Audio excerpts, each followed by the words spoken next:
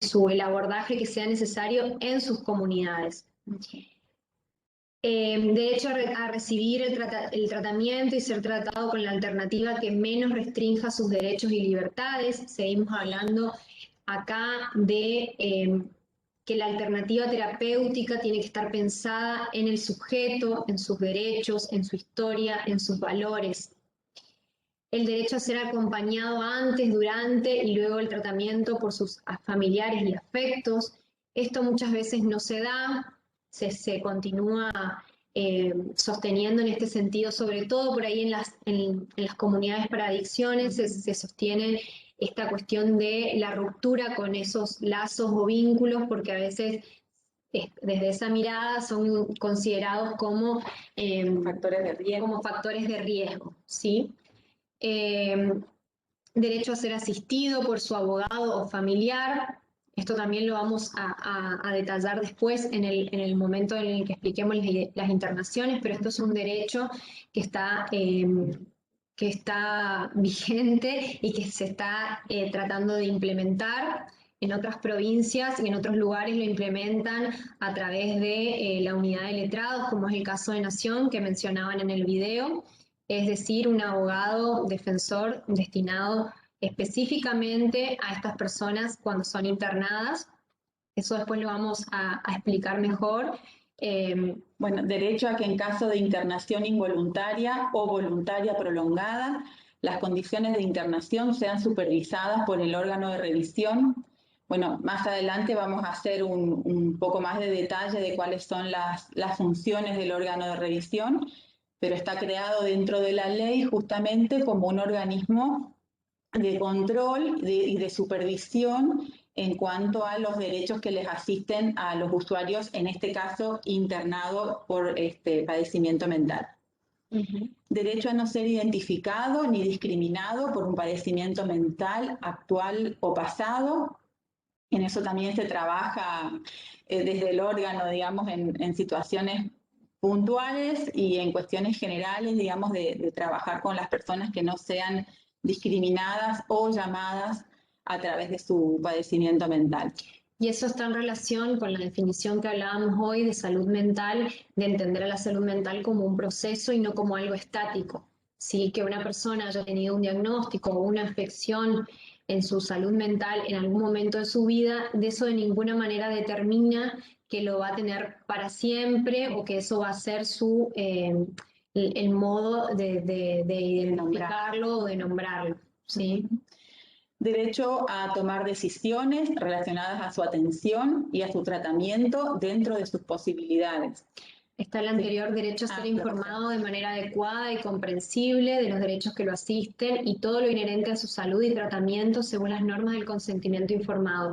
El consentimiento informado es también un aspecto que lo incluye la ley y es fundamental en cuanto a las internaciones sobre todo, pero en realidad el consentimiento informado está planteado desde la ley de salud mental para todo tipo de tratamiento en salud mental.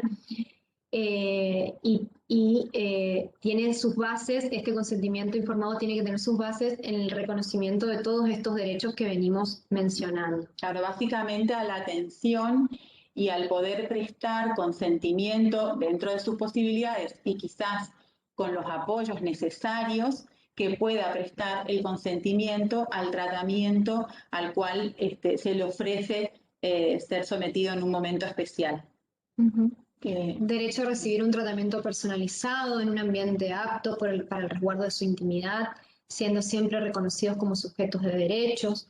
Derecho a no ser objetos de investigaciones clínicas ni tratamientos experimentales. Esto sucedía muy a menudo. Derecho a que el padecimiento mental no sea considerado inmodificable. Derecho a no ser sometido a trabajos forzados. Y derecho a recibir una justa compensación por su tarea en caso de participar de actividades encuadradas como laborterapia o trabajos comunitarios.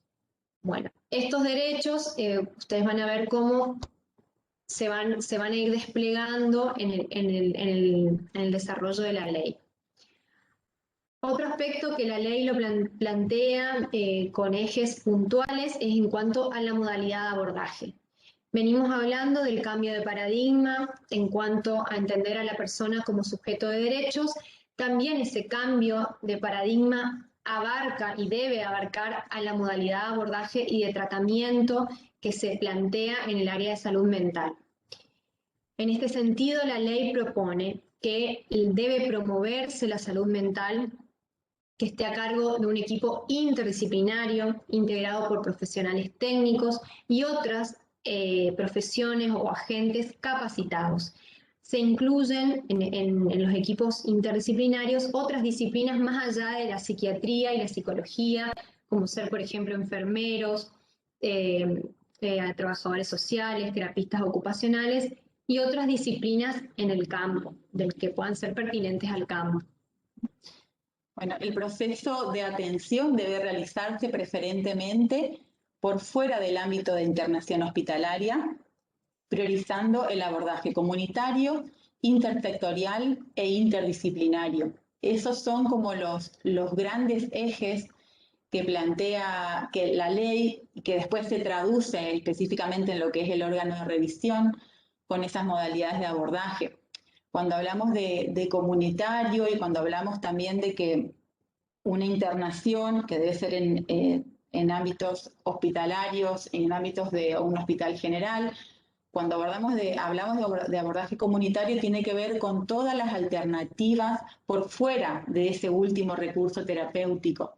Y tiene que ver no solamente con efectores y con agentes de salud, sino con otros efectores del ámbito comunitario, organizaciones sociales, organizaciones barriales, asociaciones de vecinos, iglesias, entidades deportivas, todas las entidades que están en el territorio, que esas que dependen, digamos, de la sociedad civil, y otros que sí dependen de otros organismos del Estado y que tienen presencia en el territorio, ¿sí? Como, no sé, como iglesias, sí, o iglesias o instituciones de alojamiento de personas, de adultos mayores, digamos, también son por ahí lugares en los que se pueden coordinar y articular acciones por fuera de lo que es la internación. Uh-huh. En este punto, ayer hablaban la licenciada Vittel y Collantes en relación a, también la licenciada Fuller, en relación a cuando se presenta una situación o un problema o una persona con un padecimiento mental, esto de poder historizar a esa persona, contextualizar, ver cuáles fueron las intervenciones que hubo antes, es decir, poder armar ese entramado en el que la persona está inmersa, pero que nosotros por ahí no lo conocemos, poder conocer cuáles son los recursos que tenga esa persona para poder pensar desde ahí un primer abordaje. O sea, la ley de salud mental plantea que la internación debe ser el último recurso, ¿sí? Y habilita a los sectores de salud comunitarios y a otros sectores, porque habla de la intersectorialidad, es decir, salud, educación, desarrollo social, vivienda, todos los sectores, digamos, que hacen a la vida de una persona. Cuando hablamos de intersectorialidad, nos referimos a eso, al intercambio entre esas áreas y a la necesaria intervención de todas esas áreas a la hora de abordar un caso particular, ¿sí? Es decir, tomar una situación problema, tomar una persona que ayer hablaban y ponían ejemplos de personas en situación de calle. En ese caso, podemos decir que a lo mejor una gran parte de la responsabilidad o la respuesta ante una situación así la puede tener determinado sector, pero todos los sectores tienen distintas responsabilidades y distintas competencias ante esa situación problema. Lo importante para que la intersectorialidad funcione y el trabajo en red funcione, que es de esto lo que estamos hablando, del trabajo en red, es la comunicación y la puesta en contacto activa entre todos los sectores, ¿sí? El trabajo en red es algo también de lo que se habla mucho y de lo que se propone permanentemente en lo que es salud mental, porque siempre que hablamos de salud mental estamos hablando de un campo sumamente complejo, donde intervienen un montón de ámbitos. Y es necesario poder, para la hora de intervenir, pensar en el trabajo en red, para uno poder construir una estrategia terapéutica que sea lo más adecuada a lo que la persona necesita, ¿sí? Y ahí nos vamos también a la figura de los apoyos, que ayer se mencionó también un poco en relación a eso, y esto viene también de la mano de una modificación en el Código Civil, cuando hablamos de restricciones a la capacidad y ya no de inhabilidad o insanía. Para la construcción de apoyos es fundamental el trabajo en red, el trabajo intersectorial, el trabajo comunitario y el interdisciplinario. Claro, de ese trabajo que dice Clara, que se articula específicamente para cada usuario y para cada situación en particular, o sea, de esa articulación es que debería de venir la construcción de un sistema de apoyo.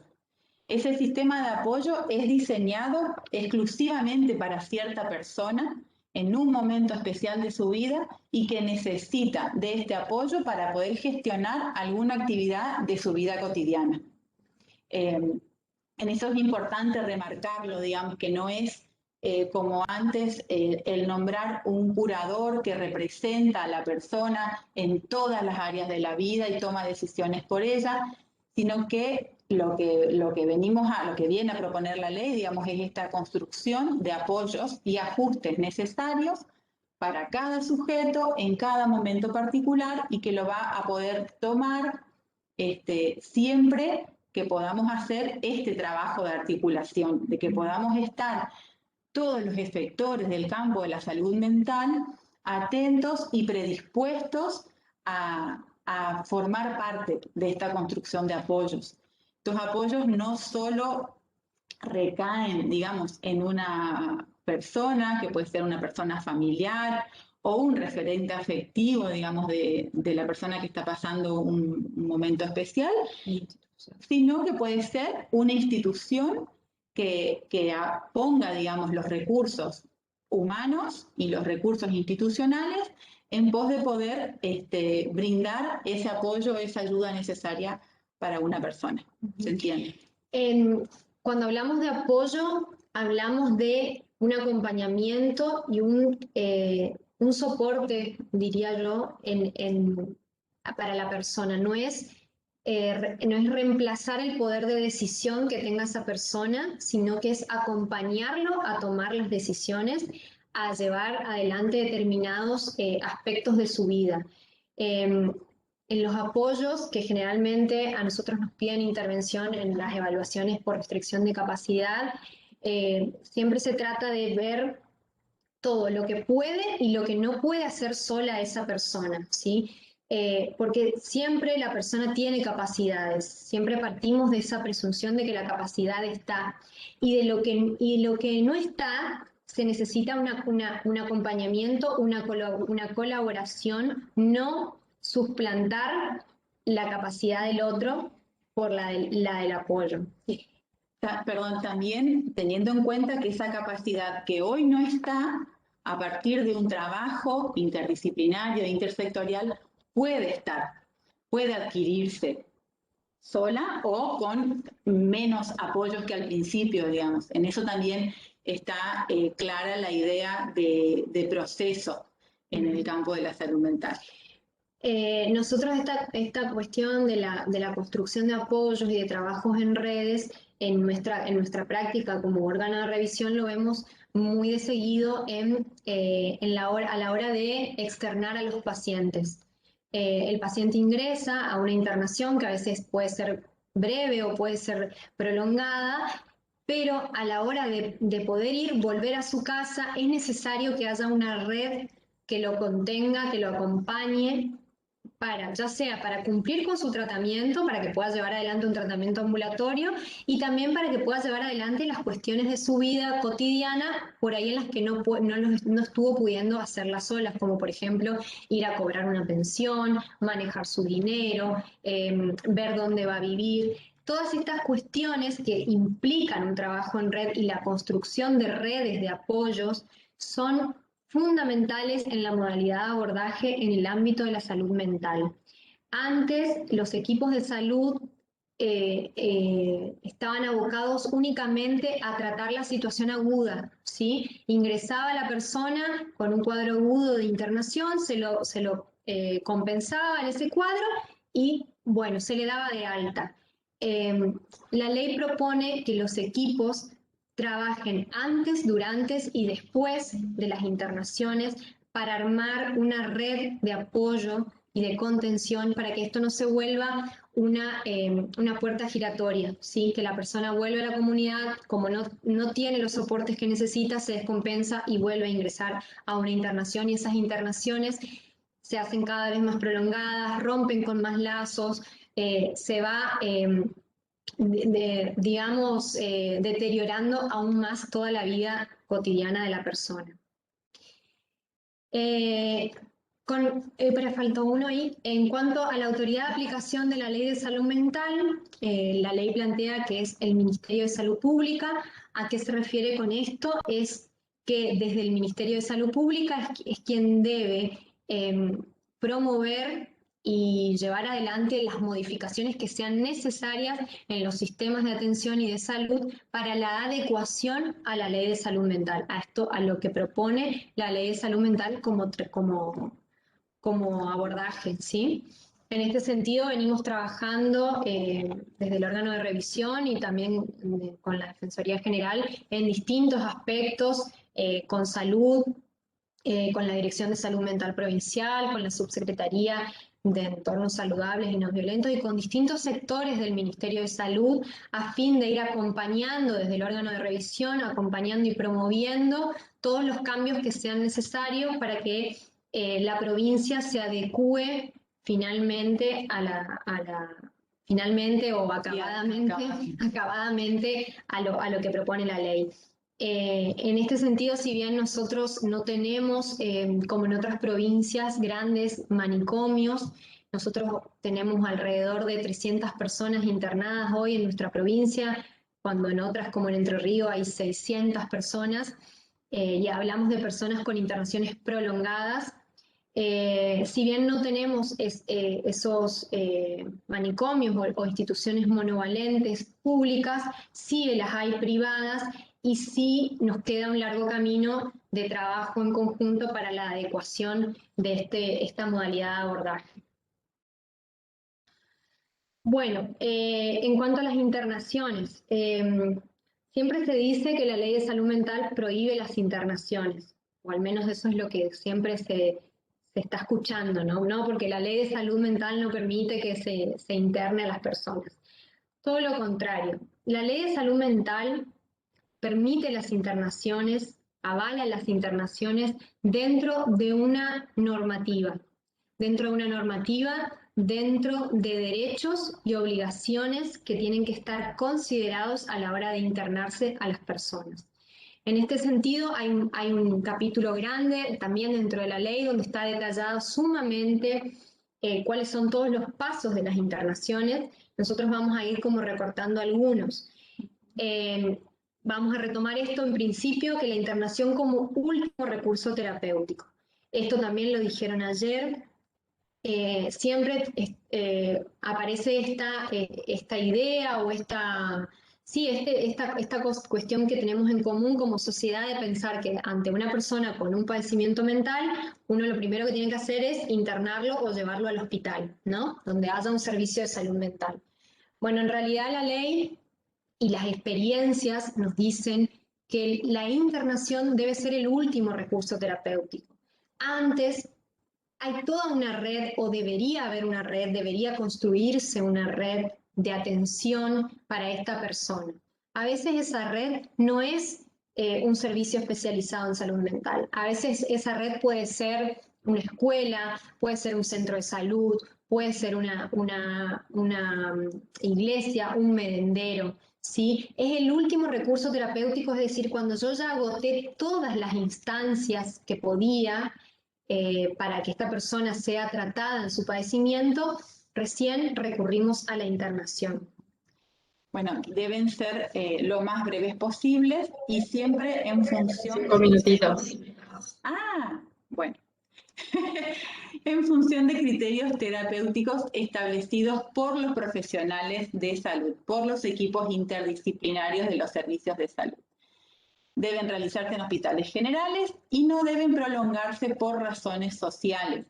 Esto es lo que está escrito en la ley y acá es donde también tenemos como un gran desafío a trabajar. Hablamos de la provincia de Chaco, digamos, de esas articulaciones que debemos realizar para que no se prolonguen las internaciones por criterios de salud mental por razones sociales. Es decir, porque no esté armado el tejido social en el ámbito comunitario para alojar a esos usuarios. Algo así cortito, nada más, no sé cómo vamos a llegar con 5 minutos, es acá en la provincia solo se interna en 2 hospitales, en el Hospital 4 de Junio y en el Hospital Perrando, donde hay servicios de salud mental.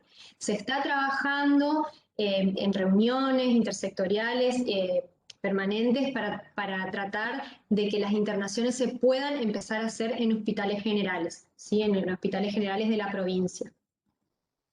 Bueno, las internaciones voluntarias, vamos a ir rápido porque por ahí es el que menos problemas genera, pero estos son los requisitos que debe tener toda internación, como una evaluación y diagnóstico por parte del equipo de salud. Es el equipo de salud quien define la internación, los criterios, ¿sí? Debe haber un consentimiento informado, como ya dijimos, y solo en los casos de las internaciones voluntarias que se prolonguen más de 60 días, se le debe comunicar al juez y al órgano de revisión, y allí es donde el juez, a través de sus equipos, y el órgano de revisión, a través de sus equipos, se inician los procesos judiciales de controles de legalidad en los juzgados de familia.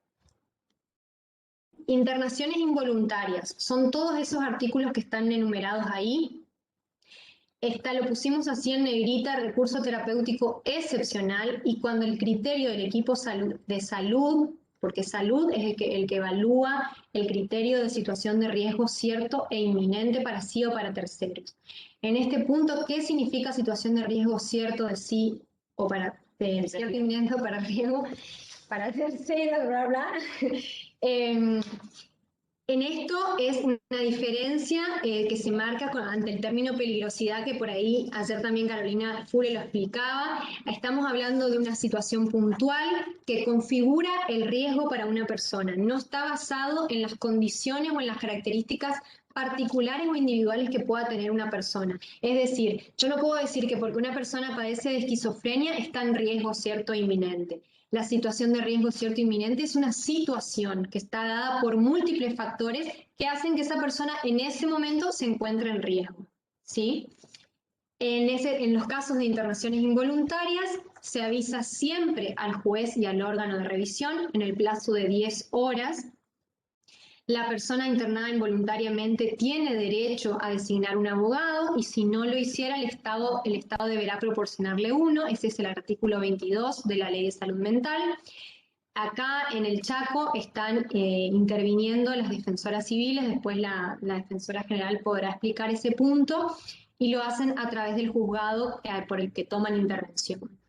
También las altas, las externaciones y los permisos son siempre facultad del equipo de salud, exceptuando las medidas comprendidas en el artículo número 34 del Código Penal. Nos referimos a las medidas de seguridad curativas, cuando hay una medida de seguridad por declaración de inimputable, cuando se define la internación de una persona en un hospital, allí las altas, las externaciones y los permisos, las salidas terapéuticas, sí son a través del permiso de un juez. Y en todos los casos donde se interne a una persona menor de edad, siempre es considerada una internación involuntaria, así que los equipos de salud deben proceder según estos artículos que son de internaciones involuntarias. Bueno, acá estamos con nosotros. Nosotros somos el órgano de revisión y estas son nuestras funciones primordiales. Desde el 2016 funciona el órgano de revisión de salud mental bajo la órbita y el ámbito del Ministerio Público de la Defensa, del Poder Judicial. 3 funciones primordiales: controlar, supervisar y monitorear. tanto las condiciones de atención y de internación de los usuarios de los servicios de salud mental, como todo lo concerniente a los derechos de los usuarios con padecimientos mentales enunciados en la Ley de Salud Mental y en todas las normas constitucionales y convenciones internacionales. Estas funciones del órgano de revisión, como controlar, supervisar y monitorear, son llevadas a cabo de manera intersectorial, interministerial y son complementarias con los diversos organismos del Estado, ¿sí? En este sentido, siempre el órgano de revisión va a tener esta mirada intersectorial e interministerial, por eso está conformado de esta manera, que no sé si se alcanza a ver muy bien, pero el órgano está conformado por un plenario que tiene un representante del Ministerio de Salud Pública, un representante del Ministerio Público de la Defensa, un representante de la Secretaría de Derechos Humanos y Géneros, un representante de organizaciones no gubernamentales, un representante de asociaciones de profesionales y otros trabajadores y un representante de asociaciones de usuarios y familiares del sistema de salud. Está la secretaria ejecutiva y está el equipo administrativo y el equipo técnico. Así es como está conformado el órgano de revisión. Bueno, y estas son las funciones que están comprendidas en la ley, las pueden leer de allí para no extendernos mucho más. Y aquí les dejamos cómo está conformado el órgano, nuestro teléfono. Sí, los contactos, bueno, va a ser un Power que también va a estar compartido, la dirección donde nos pueden encontrar, teléfonos, correos electrónicos y quienes estamos hoy desempeñando los cargos de secretaria ejecutiva y en el equipo de apoyo técnico. Gracias.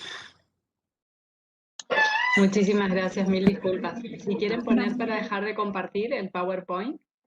Ahí vamos. ¿Ahí dónde era? Acá. Gracias. Sí. Bueno, en atención a que se extendió un poquito el horario, yo le daría paso, si no tienen inconvenientes, a desarrollo social y más vale después si se arma alguna conversación o inquietud, aclaro algo, pero me gustaría escucharlas a las chicas. Perfecto, doctora, muchas gracias. Hola, buenas tardes a todos. Voy a aclarar que yo soy la licenciada Irre Colosch Melina, directora de abordaje psicosocial, y por ahí debe estar la doctora Paola Quintana, que hubo una confusión al comienzo. Si puedo poner para compartir. Sí podés poner. Tenés que ir abajo, compartir, Sí, optimizar para imagen. sí. Tenés que tener abierto previamente lo que quieras compartir. No sé si está Pao y puede hacerlo. Paola sí estaba. Sí, Tendría que estoy. estar. Hola, buenas tardes a todos. Sí. Fíjate si podés con el tuyo. ¿Compartirlo? Sí, porque el mío no me está abriendo, che.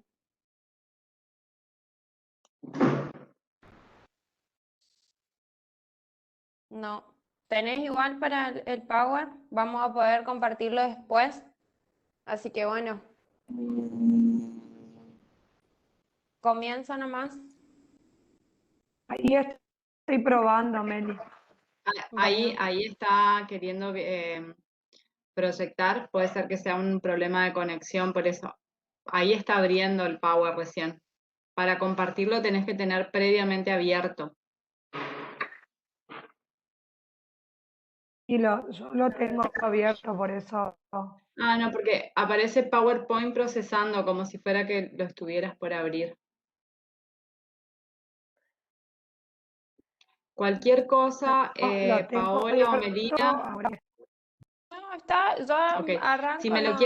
me lo quieren pasar y yo lo... Ahí te mando. Perfecto. Bueno,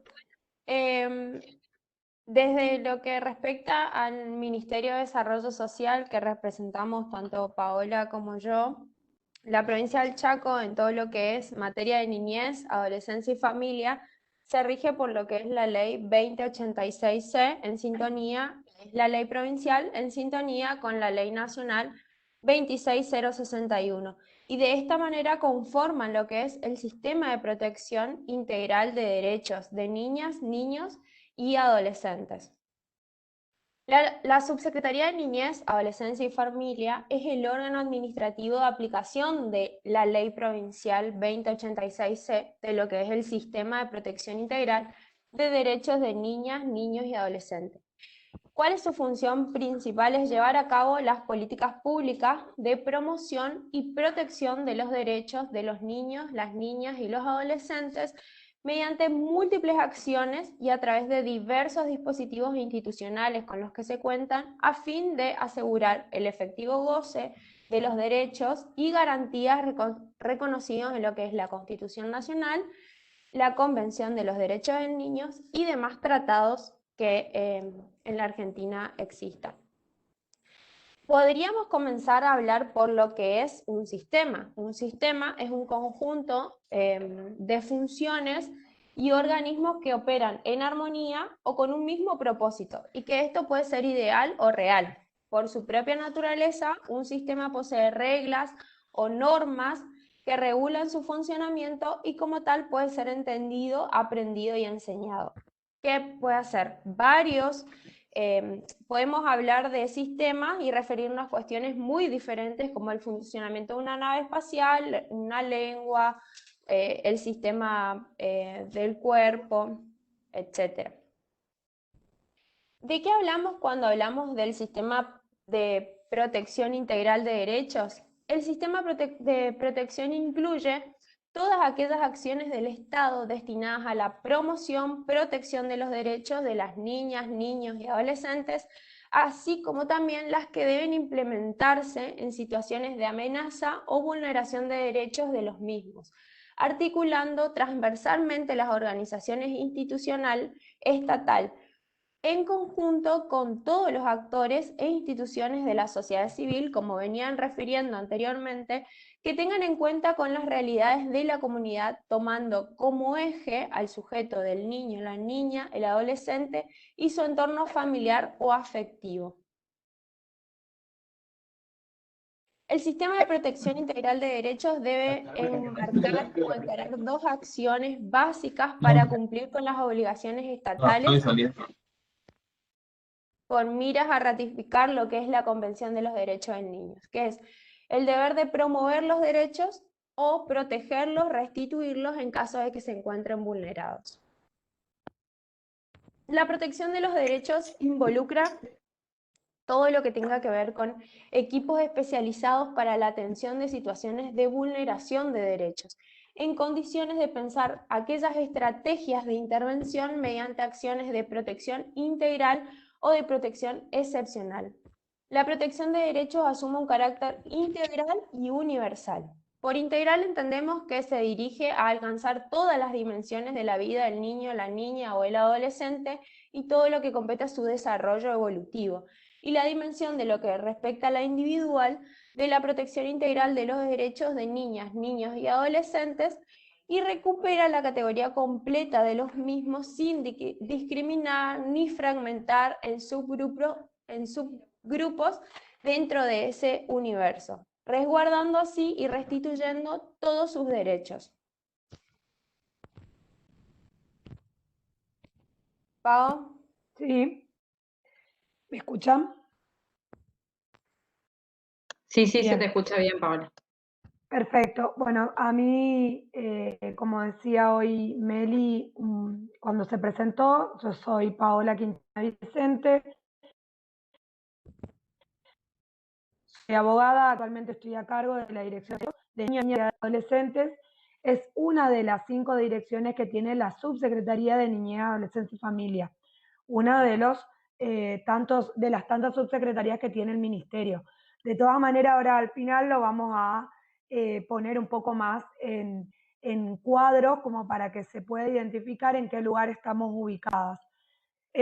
Obviamente voy a hablar de lo que tiene que ver específicamente con las medidas de protección de derechos Entre ellas hablamos de que nosotros partimos de una base, como lo decía Melina, partimos de la base de que la ley 2086C, que es una réplica y viene en consonancia a la ley 26061 de protección de derechos de niños, niñas y adolescentes, tiene como principio básico y como eje rector la posibilidad de promover políticas públicas en materia de protección de derechos de niños, niñas y adolescentes. En ese sentido, la ley prevé, es una ley sumamente procedimental, ambas leyes son procedimentales, y prevé, viene a traer todo una serie de pasos y circuitos para poder llevar a cabo y para poder cumplimentar con ese sistema de protección de derechos de niñas, niñas y adolescentes. Esta ley, la 2086C, prevé dos tipos de medidas. Las medidas de protección, la ley las llama medidas de protección integral. Son conocidas por el ámbito de las infancias en el cual nos desempeñamos nosotros, como las medidas de protección ordinaria. ¿Por qué? Porque son medidas que son aplicables en el marco de la cotidianeidad ante la vulneración o la amenaza de la vulneración de derechos de niños, niñas y adolescentes. Y después la contrapone con la última ratio, como también lo planteaban desde la ley de salud mental. Nosotros contamos con las medidas de carácter excepcional, medidas de protección con carácter excepcional. Esto es lo que conforma esta pirámide de medidas y de normativa que existe en todo el sistema de protección integral de derechos de niños, niñas y adolescentes. Por las dudas, Celina, estamos en la filmina de la pirámide, porque veo que estás ahí estás compartiendo y por ahí. Bueno, las medidas de carácter ordinarias, o como la ley las denomina, medidas de protección integral, están perfectamente determinadas y están diseñadas para poder restablecer los derechos que han sido vulnerados en cuanto a la situación económica o de vivienda, en todo esto siempre vinculado a un niño, niña, adolescente, ¿no es cierto? Sea la situación económica, laboral o de vivienda, que tienen que ver con la promoción de los vínculos familiares, y también, en último punto, con la cuestión de la salud integral. Esta ley, este artículo, el artículo 29 de la ley 2086C, no es un artículo taxativo, no es un artículo que establece las únicas medidas, sino que pueden establecerse un montón de medidas más, y de hecho cada vez que se va agrandando incluso las políticas públicas que establece el Poder Ejecutivo a través de los distintos, es que se van incluso aumentando el tipo de medidas ordinarias que como organismo de protección podemos llegar a adoptar. Claramente, el organismo de protección, en este caso, que estoy yo a cargo de la Dirección de Protección de Derechos, o en el mismo nivel la Dirección de Coordinación de Delegaciones, que depende de la doctora Pupo, no abarcamos todos los tipos de medidas que están establecidas en la ley. La ley requiere, y como lo dice y como lo estableció Melina al principio, de una corresponsabilidad para su aplicación. ¿Esto qué quiere decir? Y estamos hablando de la intervención indefectiblemente de todos los organismos del Estado. No solo los del Poder Ejecutivo, sino también los del Poder Legislativo y los del Poder Judicial. Cuando hablamos de esta corresponsabilidad, hablamos de las responsabilidades compartidas, y por eso Melina empezó hablando de que somos un sistema en materia de protección de derechos de niños, niñas y adolescentes. En ese sentido, la ley establece en este artículo 29 las medidas de carácter ordinaria, las cuales, como les decía recién, no es taxativo, sino son meramente enunciativas. Con lo cual pueden haber muchas medidas que probablemente no son de aplicación actualmente, o son y no están estipuladas en la ley. Y obviamente cuando hablamos de medidas de protección excepcional, cuando llegamos a la medida de protección excepcional, que solamente pueden ser dictadas por el organismo administrativo, porque así lo ha establecido la ley, y las convenciones internacionales, a partir de convertirlo también, como les pasó con la ley de salud mental, como nos pasó como sociedad con la ley de salud mental, también en el marco del sistema de protección de derechos de niño, niña y adolescente, esta convención y las leyes vinieron a convertir y a ponerlo al niño, niña y adolescente como sujetos de derechos. Podés ir avanzando, Celi, si querés. Las medidas de protección excepcional, como les decía, son las medidas de última ratio y son de aplicación cuando estas medidas ordinarias, estas medidas de protección integrales, han sido de alguna manera ya todas ubicadas, han sido puestas en común, han sido trabajadas y abordadas con los grupos familiares y no nos queda otra alternativa como Estado y como Poder Ejecutivo, en este caso como organismo administrativo de aplicación de la ley, no nos queda otra alternativa que separar a ese niño provisoriamente de su grupo familiar, de su centro de vida, retirarlo del centro de vida y sea, en ese caso tenemos dos opciones, si no hay consentimiento y queda con un familiar o con algún miembro de la comunidad al cuidado de manera provisoria o en el extremo caso llegan residen y son alojados provisoriamente en dispositivos que son los espacios convivenciales alternativos. Obviamente que el principio fundamental para la aplicación de las medidas de protección excepcional es haberse agotado casi, pero casi de manera indefectible todas las medidas ordinarias. Claramente nosotros al adoptar una medida de carácter excepcional, también en muchos casos podemos llegar a adoptarla en conjunto o tener en cuenta medidas de carácter ordinario, porque pueden ser complementarias, o sea, ambas medidas pueden ser adoptadas de igual manera y en un mismo momento. Pero siempre hay que tener en cuenta que el carácter de la excepcionalidad, sobre todo la institucionalización, como sucede con la ley de salud mental, es la última ratio. Es la última opción que nosotros contamos. ¿Cómo interviene el sistema de protección? El sistema de protección interviene a través, en el caso de niñez, adolescencia y familia, interviene a través de la línea 102 o a través de informes, oficios y diferentes pedidos de denuncia que se hacen en el marco del sistema de protección. En cambio, si estamos hablando, porque ahora cuando llegamos a la anteúltima o la última filmina, vamos a observar que la Subsecretaría de Niñez, Adolescencia y Familia incorporó nuevas direcciones que hacen también al sistema de protección de derechos de todas las personas que se encuentran en situación de vulnerabilidad. Entonces, intervenimos a través de la línea 102 y o de informes, de notas, de pedidos de denuncia, de comunicaciones, de oficios que ingresan a diario en el sistema y requieren de la intervención articulada.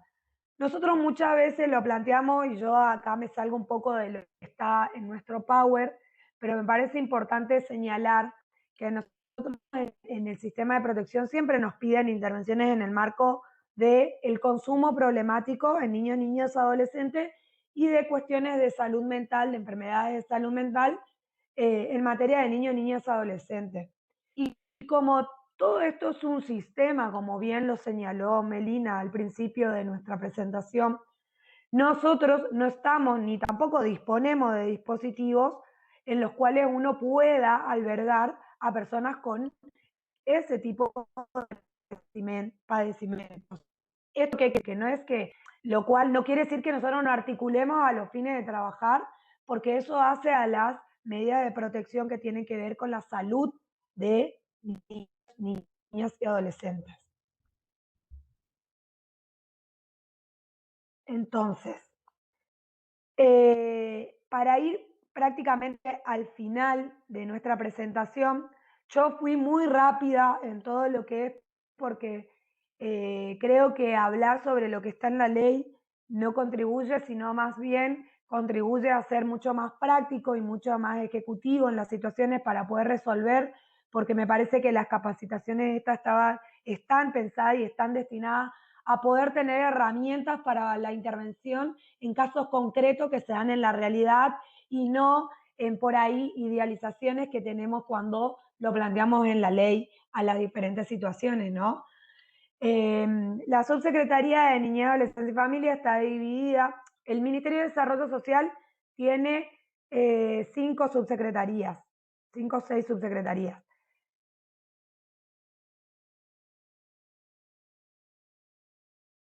La Niñez, Adolescencia y Familia, que es una de las subsecretarías del Ministerio de Desarrollo, está la Subsecretaría de Adultos Mayores, está la Subsecretaría de Economía y Políticas Sociales, está la Subsecretaría Ciudadana y está la Subsecretaría de Planificación Estratégica y Financiera. Estas 5 subsecretarías tienen bajo su dependencia distintos organismos. Específicamente, la Subsecretaría de Niñez, Adolescencia y Familia contempla hoy, con el nuevo decreto, el 979/20 del año pasado, que establece la orgánica del Ministerio de Desarrollo Social, establece que tiene 5 direcciones.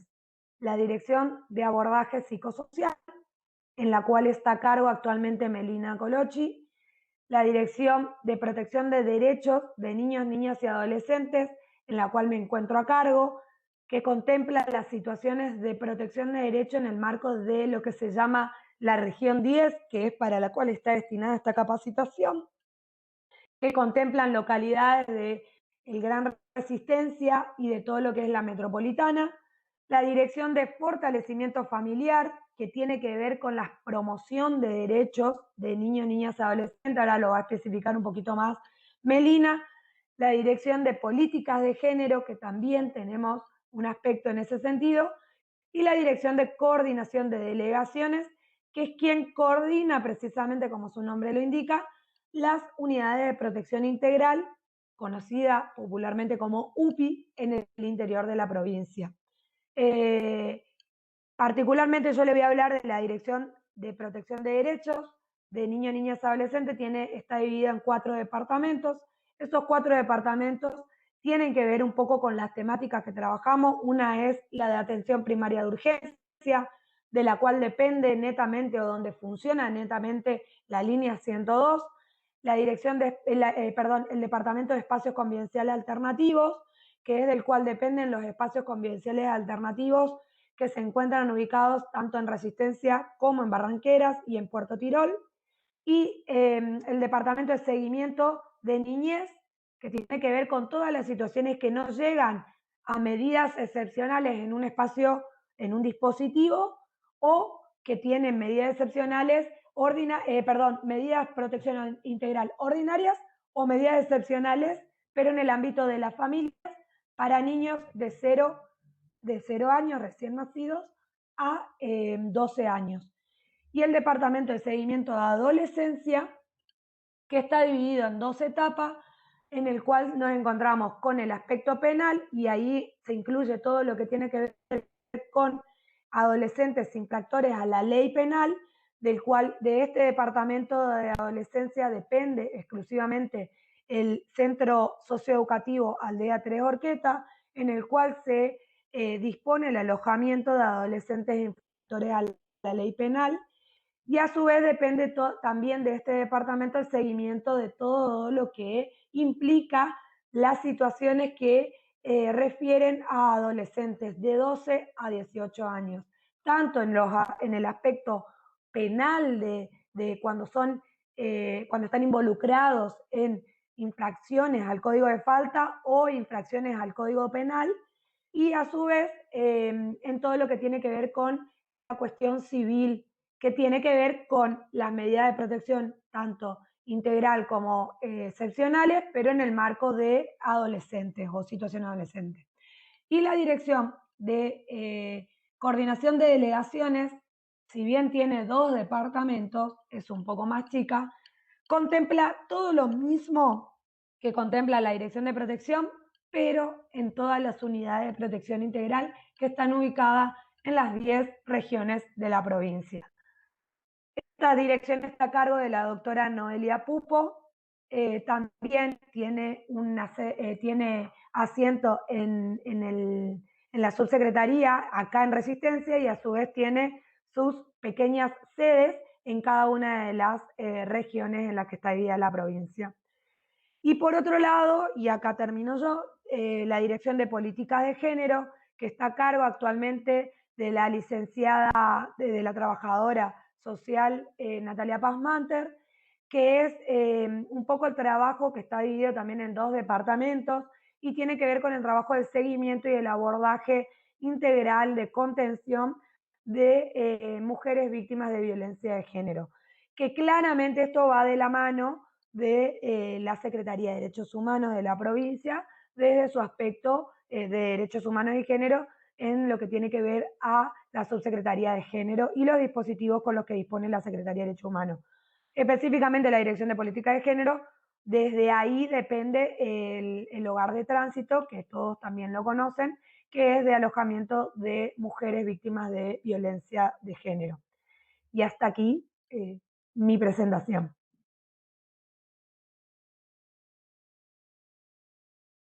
Gracias, Pau. Bueno, continuando con un poco de las direcciones de lo que son la Subsecretaría de Niñez, Adolescencia y Familia, nos queda la que corresponde a la Dirección de Fortalecimiento Integral de la Familia, que se ocupa específicamente de lo que es planificar, ejecutar todos los proyectos que estén centrados en el niño, la niña y el adolescente como sujetos de derecho, y cuenta con los departamentos de fortalecimiento familiar, asistencia técnica integral, el departamento de promoción integral del adolescente, promoción integral de la niñez y el de fortalecimiento comunitario. Acá corresponden también a esta dirección lo que son los CIF, los Centros de Integración de Fortalecimiento Familiar. No sé si alguno ha escuchado hablar. Básicamente su función es promover y fortalecer todos los espacios de participación de los niños, las niñas y los adolescentes, que esto pueda garantizar la difusión y la promoción de los derechos y garantías que tienen los niños, las niñas y los adolescentes. Y después cambiando a lo que es la Dirección de Abordaje Psicosocial, en la que actualmente me encuentro a cargo. Tengo 2 departamentos, que uno es personas en situación de calle y la otra es prevención de adicciones. En lo que es personas en situación de calle, contamos con una línea de emergencia que funciona las 24 horas, que es el 0800-888-6472, que es más conocido como el programa Mírame. Contamos con un equipo de operadores telefónicos, un equipo de territorio y 3 dispositivos. Actualmente tenemos 2 porque uno está en refacción. Ahí se encuentran alojados hombres mayores de 18 años que se encuentran en situación de calle o que se encontraban en situación de calle. A las personas que aún todavía no se las puede incluir en un dispositivo, porque es un acceso voluntario, es un trabajo y un proceso que la persona tiene que hacer, no solo el ingreso al dispositivo, sino también que pueda haber un egreso positivo y favorable para la persona que no vuelva a la situación de calle. También contamos con asistencias alimentarias que se dan en el horario del almuerzo y en el horario nocturno. Se hacen viandas y se reparten a las personas que se encuentran efectivamente en situación de vulneración social y que permanecen en la calle. Hay personas que se encuentran como en un trabajo informal y que por eso están en la calle, y hay otras personas que sí están en situación de vulneración social. Tenemos distintas situaciones como esto que estuvimos hablando todos, que son personas con problemáticas de consumo y personas que fueron en algún momento o son pacientes de salud mental. los cuales se dificulta a veces que se los pueda ingresar a una institución. Preguntaban ayer, digamos, por qué no se los ingresa a una institución a pacientes de salud mental. No es que no se los ingresa, no es una condición por la cual nosotros no ingresemos a una persona en el caso de la Dirección de Abordaje Psicosocial.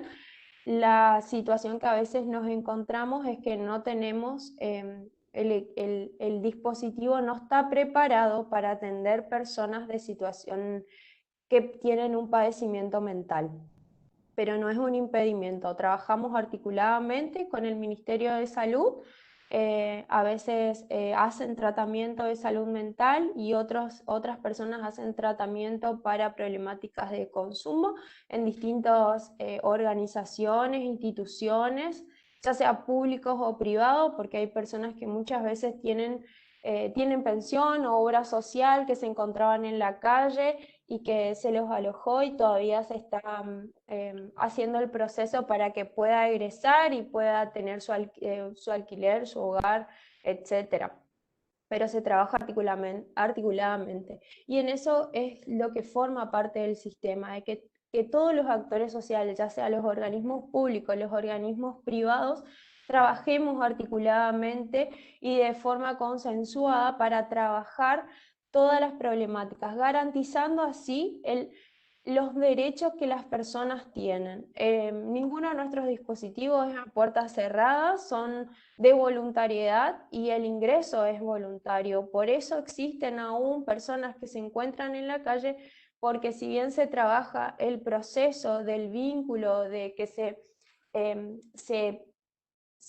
construya el vínculo de tanto de nuestros operadores de territorio, el psicólogo, el operador en psicología social, el trabajador social, el abogado, porque también hay personas que no tienen su identidad, se les ayuda a conseguir, a registrarse, a obtener su DNI.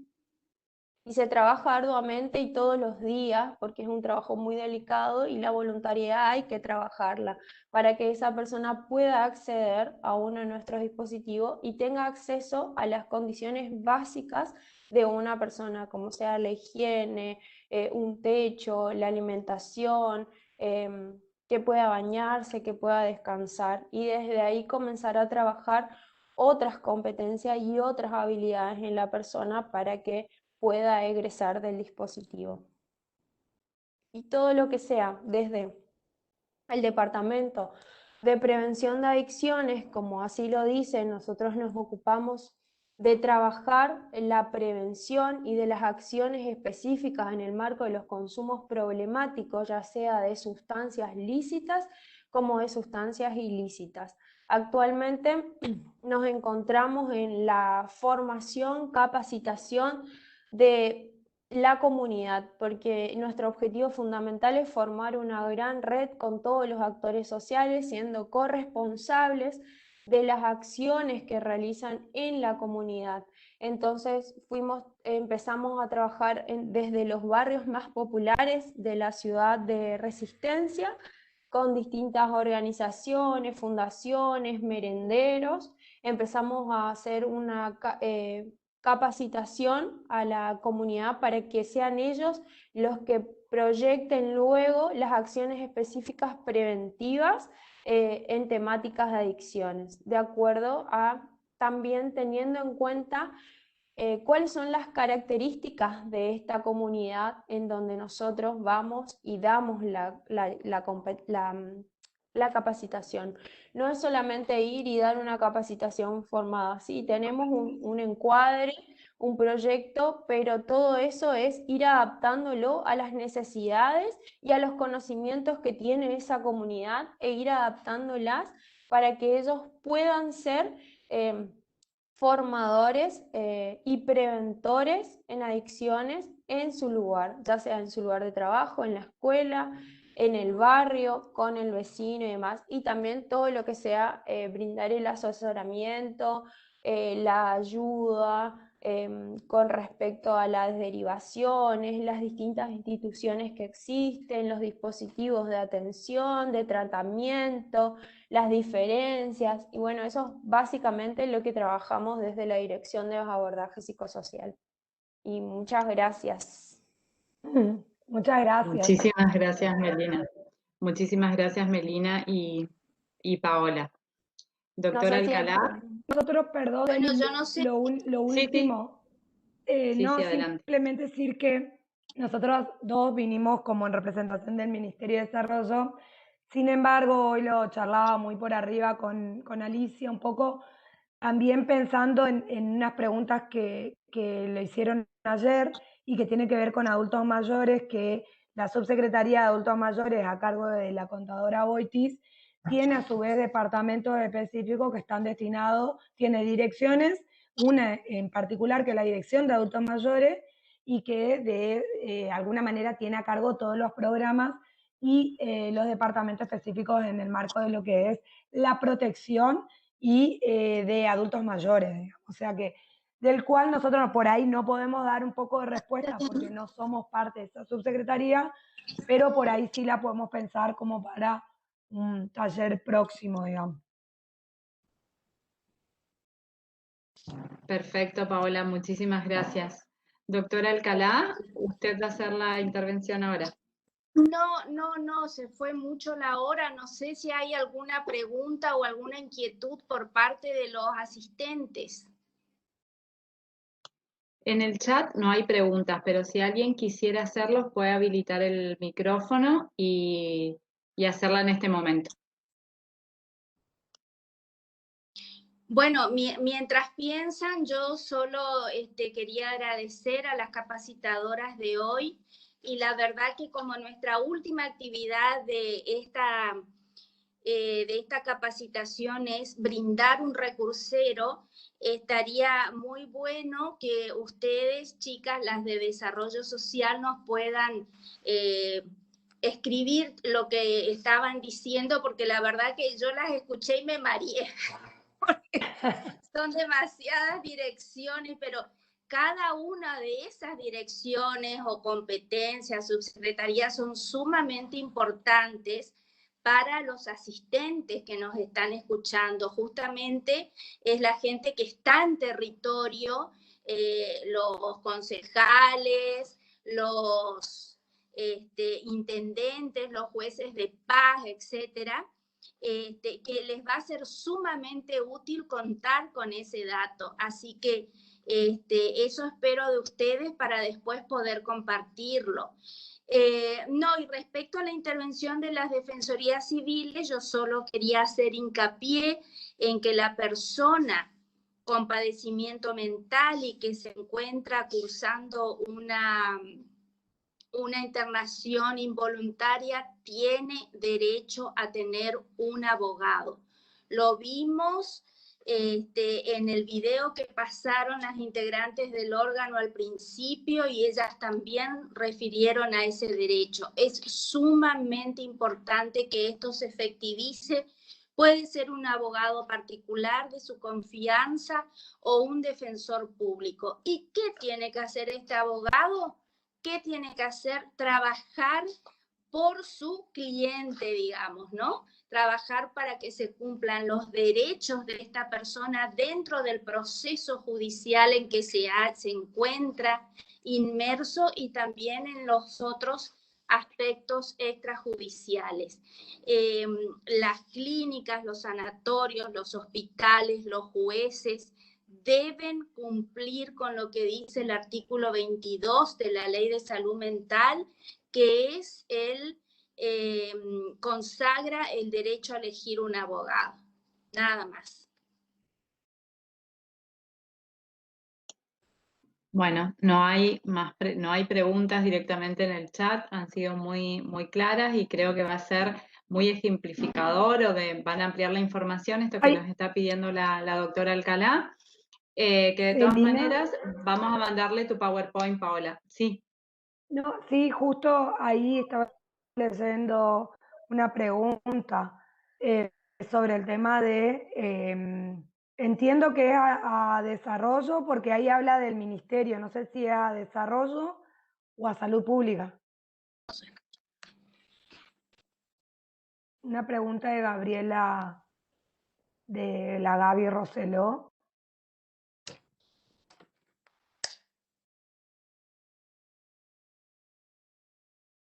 Melina, si vos la ves, yo veo que si se puede acceder a la información de las áreas del ministerio que aborden políticas De públicas. desarrollo, ahí contestó. Ah, Entonces, te comento, Gaby, nosotros, sí, porque lo estoy leyendo justo acá, nosotros, desarrollo social no tiene dispositivos destinados a personas con padecimientos mentales de ningún tipo ni de edad, digamos, no es la competencia de desarrollo social, eso como lo dijeron ayer y hoy, bueno, lo dijeron también del órgano de salud mental, de revisión de salud mental, es una competencia de los dispositivos en sí mismos del Ministerio de Salud Pública.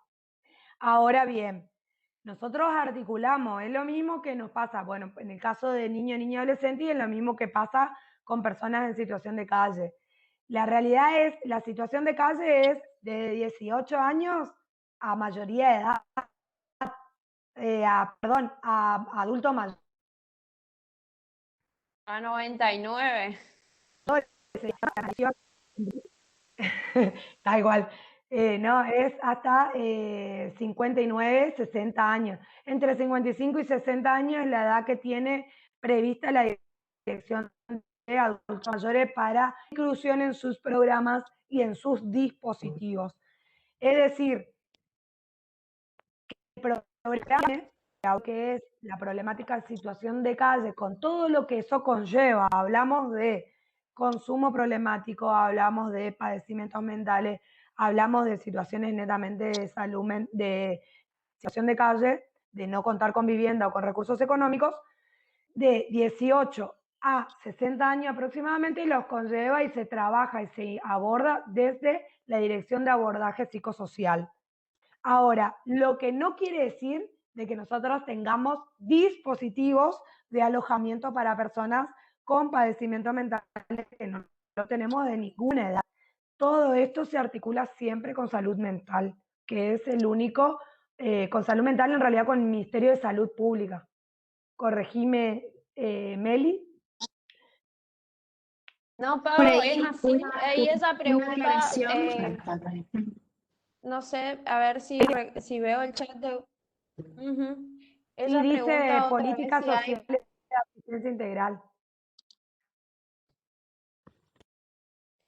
Nosotros articulamos con el Ministerio de Salud, ya sea para todo lo que sea, para garantizar el acceso a la salud a las personas con padecimiento mental, con problemática de consumo, con alguna otra patología. Nosotros no contamos con dispositivos de atención de salud mental. Si asistimos a una persona que se encuentra en situación de calle, se los ingresa a la institución más allá de la situación mental o de salud física, porque hay personas que tienen problemáticas de salud física, y de ahí comienza nuestra articulación con el Ministerio de Salud para ir garantizando el acceso a la salud de la persona, ¿sí? Y Claro. que se tenga en cuenta lo integral de una persona, no porque sea o no sea un paciente de salud mental se ingresa o no a un dispositivo. Nosotros es un dispositivo de contención,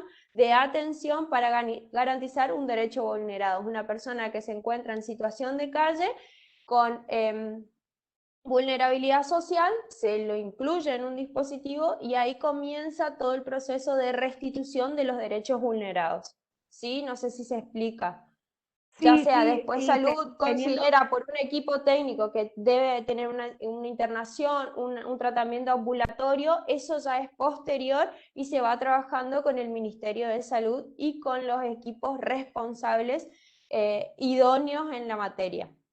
claro, y teniendo en cuenta que no contamos con programas específicos para, no sé, para atender la salud mental o personas con padecimiento de salud mental, porque precisamente el decreto de organigrama interno del Ministerio de Salud lo establece en las acciones principales, también lo establece la Ley de Salud Mental, que es el Ministerio de Salud Pública quien se encarga de programas, con los otros articulamos si está alojado en el nuestro, pero no es que desarrollo cuenta con programas específicos para atender la problemática, porque ya lo tiene el Ministerio de Salud Pública. Permiso, una aclaración con respecto a esto que ustedes plantean, de que retomaron por ahí algo que nosotras planteamos desde la Ley de Salud Mental. La Ley de Salud Mental lo que plantea es que el tratamiento en salud está a cargo del Ministerio de Salud. Y eso es así, ustedes lo están diciendo, pero no, lo que sucede acá, lo que está sucediendo en la provincia es que tenemos pacientes con problemáticas de salud mental en situación de calle. Entonces, ahí se genera una disputa entre el Ministerio de Salud, Ministerio de Desarrollo Social, de quién se hace cargo de esta situación. Me parece que es una situación grave que nos está pasando. Yo creo que se ha agravado por las cuestiones de la pandemia, de la pobreza y demás, pero me parece que sería bueno abrir esta pregunta y esta demanda para que ambos ministerios puedan articular de alguna manera alguna forma de dar respuesta. Porque lo que es tratamiento en salud le corresponde a salud. Pero ahora las personas que están en situación de calle, Claro, que están alojadas. que están o que no tienen posibilidad de alojarse en los dispositivos, que muchas veces nos ha sucedido de que nos dicen que porque tiene padecimientos mentales no puede ingresar a los dispositivos. Esto nos ha sucedido. Pero bueno, me parece que es algo para ir trabajándolo y pensar en ustedes desde su lugar puedan llevar estas demandas que plantean las defensoras en este momento, pero también es algo que lo observamos desde el órgano de revisión.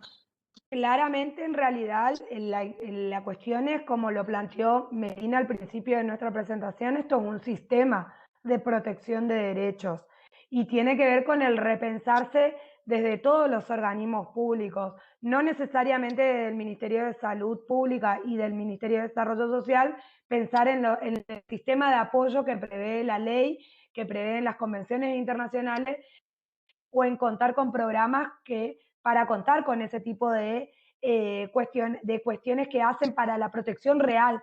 Vos hablabas, Clara, del tema de salud, garantiza la cuestión de salud específicamente.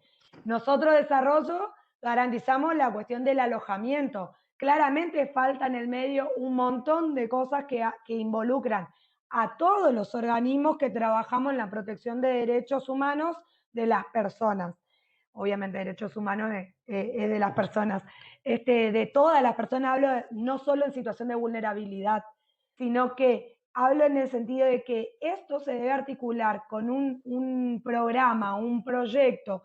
Esto lo hemos hablado, yo particularmente lo he hablado con Gabriela, con la Gaby Roseló, lo he hablado también específicamente con asesoras de niños, niñas, adolescentes, respecto a cuestiones concretas donde nosotros decimos, nos está faltando una pata que tiene que ver con poder garantizar esa protección real. Tenemos el alojamiento, tenemos la atención de salud. Bueno, ¿qué hacemos en el medio? Que necesitamos referentes que puedan acompañar estos procesos de salud y esta posibilidad que tenga de insertarse en otro ámbito que no sea un dispositivo de una institución, que es lo que nosotros tenemos. Que tampoco se va a solucionar con las distintas áreas que tiene el Ministerio de Desarrollo Social, como ser la asistencia material, las cuestiones de los recursos económicos, porque estamos hablando de personas que requieren de una mayor complejidad en el abordaje. Y creo que ese es el desafío. Creo que estas capacitaciones vienen para poner esto en debate y poder repensar un sistema de protección entre todos los organismos que estamos involucrados para velar por los derechos humanos. Bien. Bueno, si no hay más preguntas o intervenciones, cerraríamos por esta tarde. La verdad que este punto que surgió ahora en la última parte de esta jornada es un tema que lo vamos a anotar para tratarlo y ver cómo podemos hacer y articular entre las distintas organizaciones, a ver qué más podemos hacer para realmente brindar una protección real en derechos humanos a las personas con padecimientos mentales. Me parece que está faltando en la Argentina quizás una ley sobre sistema de apoyos, que creo que se está trabajando en Cámara de Diputados de la Nación. Creo que por ahí podríamos tener una beta de una posible solución. Les agradezco muchísimo a todos y a todas porque cada uno desde su lugar ha demostrado su compromiso con este tema. Les agradezco porque no es fácil organizar así una capacitación como esta que atraviesa toda la provincia. Agradezco a los asistentes y les recuerdo que dentro de 15 días vamos a estar repitiendo esta capacitación para la región 9 de la provincia del Chaco. Así que muchísimas gracias a todas y a todos y especialmente al Centro de Estudios Judiciales que siempre está ahí al pie del cañón. Muchas gracias. Muchísimas gracias, doctora Alcalá. Muchas gracias a todos y todas. Que tengan buenas tardes. Buenas tardes.